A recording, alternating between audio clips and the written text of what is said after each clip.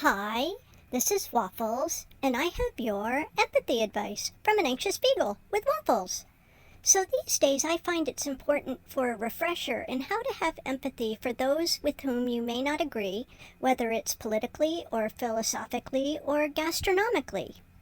I am sure that you have a lot of feelings about the devastating middle of the night floods in Texas that washed away a camp north of San Antonio, with it the souls of so many little girls. Some of those who survived this flood in other towns and counties were found over 20 miles downriver, clinging to the tops of trees, and the death toll will only rise.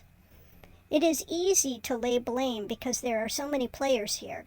The federal government that gutted the National Weather Service and NOAA, the state and county agencies who didn't send out alerts about the flash flood in any kind of timely way, the camp that had endured many 100-year floods over the course of its 100-year existence. Or you could just blame God. How this all ultimately is unraveled as to where the breakdown was, if there even was one, or if this was just yet another climate change fueled storm event that could not have been fully forecast, remains to be seen. But I have advice on a few things that you can do. First, and always first, practice radical empathy. So far, 80 people were swept away in this flood. Those people, some of them children, had families, and it doesn't matter who they voted for. They didn't vote for a river that rose over 20 feet in less than 2 hours.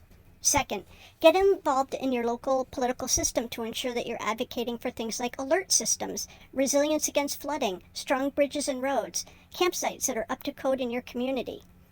Even here in Virginia, we have to fight for those things. And third, now you can blame the rollbacks of environmental protections, of climate science, of the elimination of government agency staffs that work on these very issues, the deregulation of permitting for new constructions, the court decisions on what a wetland is and isn't.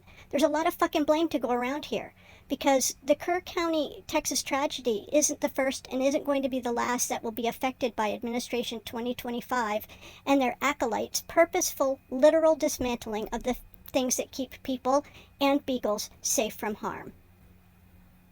Okay? Okay.